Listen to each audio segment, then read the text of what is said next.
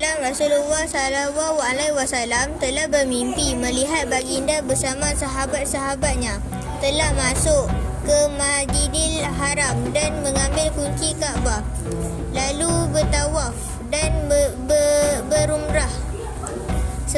Sebagian dari mereka mencukur rambut dan sebagian lagi menguntingnya. Lalu mimpi itu telah diberitahu kepada para sahabat baginda. Dan syukur kepada Allah, kita akan dapat masuk ke Mekah pada tahun ini. Ya betul tu, ini semua kehendak Allah kepadanya.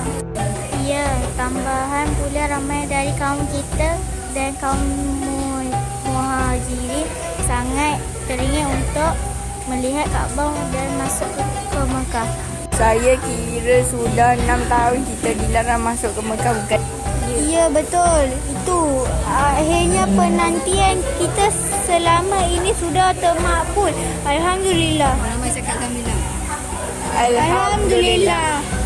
Perkara ini telah dirakam oleh Allah di dalam Al-Quran. قد صدق الله رسوله الرؤيا بالحق لتدخلن المسجد الحرام إن شاء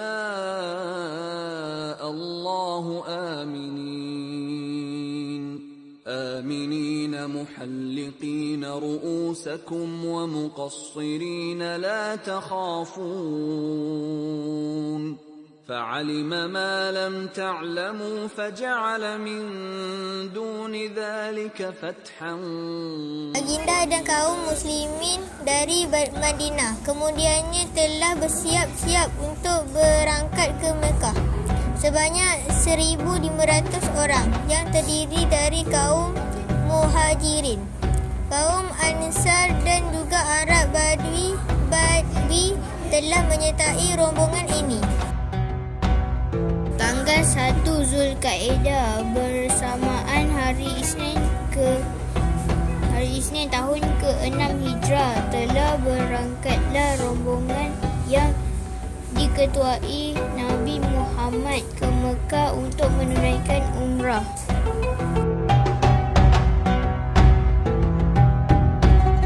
Hai sahabatku sekalian, Rasulullah telah berpesan kepada kita bahawa tujuan kita ke Mekah adalah untuk menunaikan umrah, bukannya untuk berperang. Jadi tinggalkanlah senjata kamu di sini. Ya, baiklah. Lalu bergeraklah rombongan itu ke Mekah. Nabi telah membawa bersama unta baginda yang bernama Al-Qaswa dan telah melantik Ibnu Ummu Maktum untuk menjadi pemangku baginda semasa ketiadanya di Madinah. Apabila rombongan itu telah sampai di Zulhulaifah, Nabi meminta rombongan itu untuk memasangkan gelang dan penanda pada binatang-binatang kurban seraya berihram untuk umrah. Wahai sahabatku, kenapakah Rasulullah meminta kita untuk memasang gelang penanda di leher binatang ini? Ini bagi tujuan supaya manusia tidak memeranginya.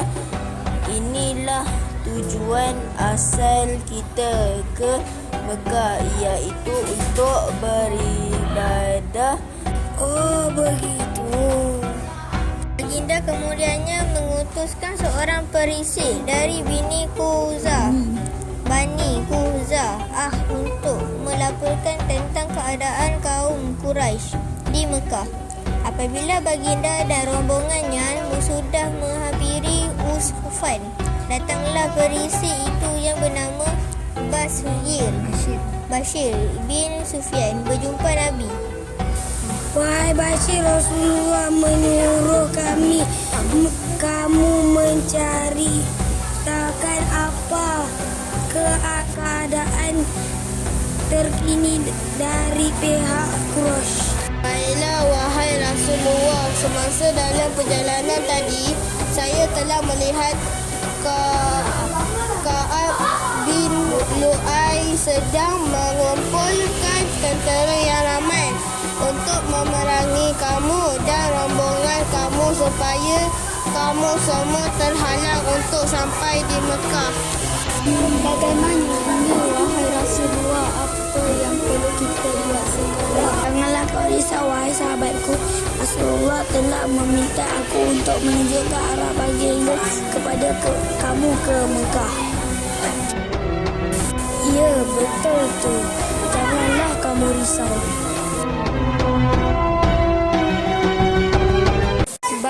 Baiklah.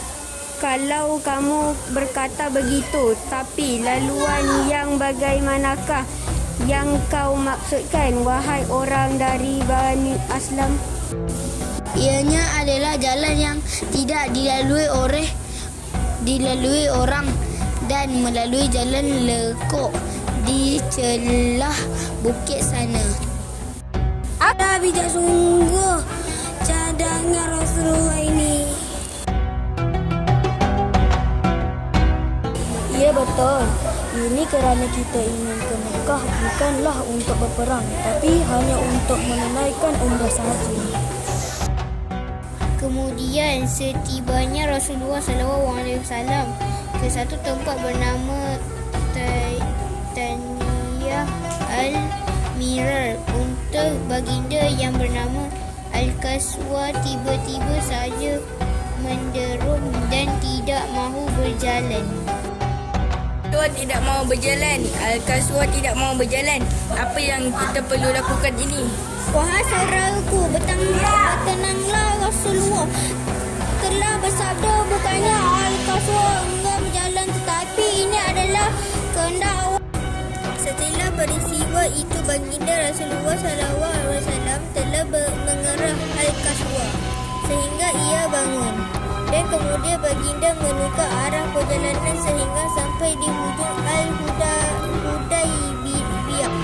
Di situ kaum muslimin telah terjumpa satu takungan air yang sedikit, lalu mereka pun berebut-rebut mendapatkan air tersebut kerana kehausan. Rasulullah, air di telaga ini terlalu sikit untuk menampung semua ahli rombongan ini. Apa yang perlu kita lakukan? Setelah mendengar tentang perkara itu, baginda SAW telah mencabut sebilah anak panah dari sarungnya dan kemudian menyuruh mereka meletakkan anak panah itu ke tempat tangkungan air tadi. Demi Allah, air itu sentiasa mencukupi bagi mereka membasahkan tekak sehingga puas. Setelah itu, telah datang kepada baginda SAW Budai bin Warakah.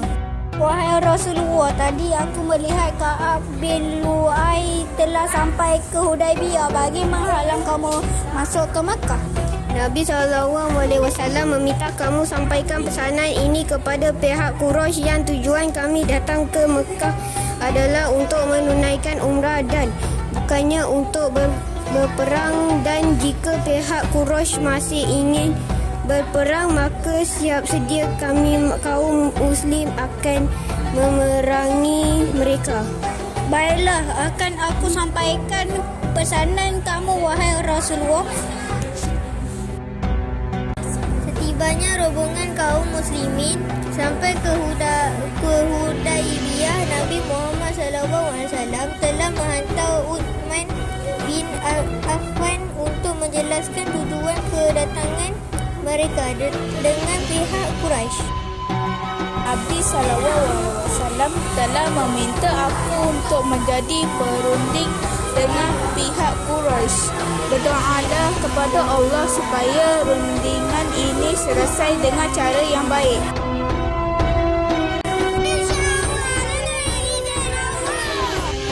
Tibanya Saidina Uthman bin Affan di tempat perundingan, pihak Quraisy telah menahan Uthman selama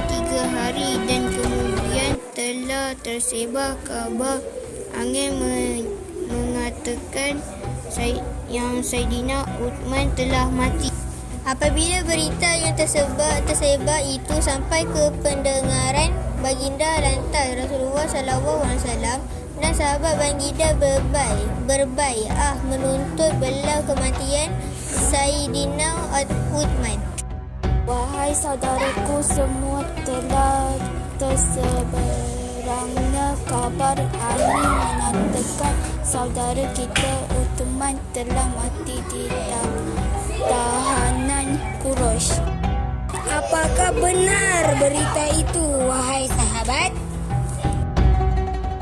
Benarlah akan berita itu. Kita tak akan tinggalkan tempat ini sebelum kita menuntut bela akan kematian Uthman.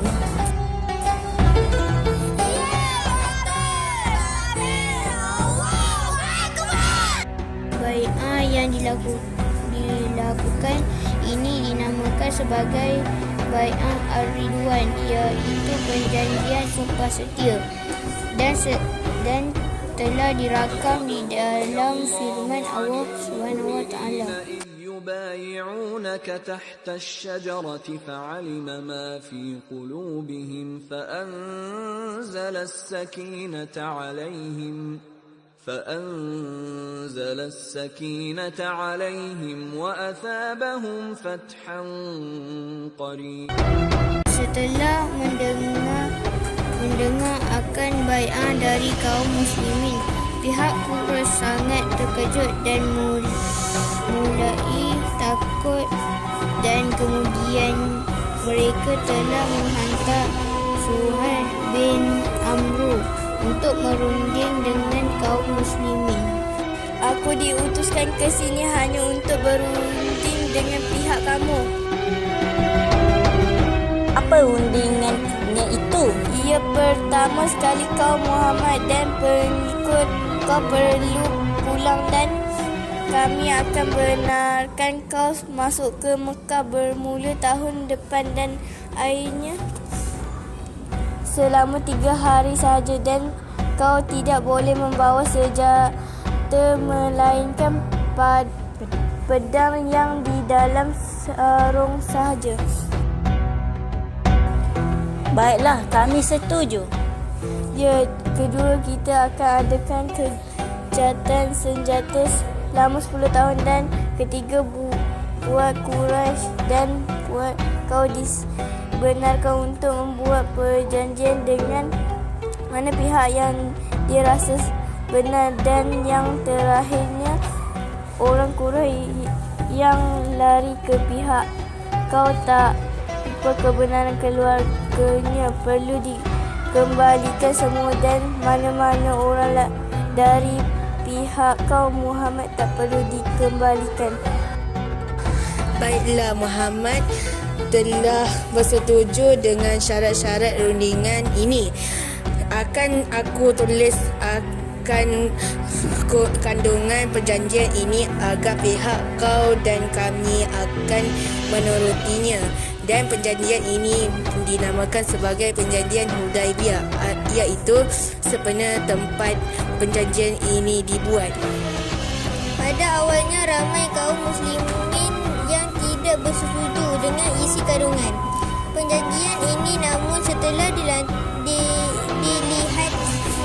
umum, mereka percaya yang kandungan perjanjian ini akan membuat dakwah Islam semakin menyembah. Kesan dari perjanjian ini, kita dapat melihat kaum Quraisy telah mengiktiraf kedudukan Nabi Muhammad, orang Islam dan negara Islam. Selain itu, berikutnya dengan gencatan senjata selama 10 tahun telah membuatkan ramai tentera Quraisy masuk Islam, dan antaranya ialah Khalid. Perjanjian ini juga dapat menghalang kaum Quraisy dari melakukan pergaduhan sesuka hati kerana terikat dengan perjanjian ini. Sekian sahaja dari kami. Semoga kawan-kawan sekali dapat menghayati kisah perjuangan Nabi kita Nabi Muhammad SAW dan menyebarkan agama Islam.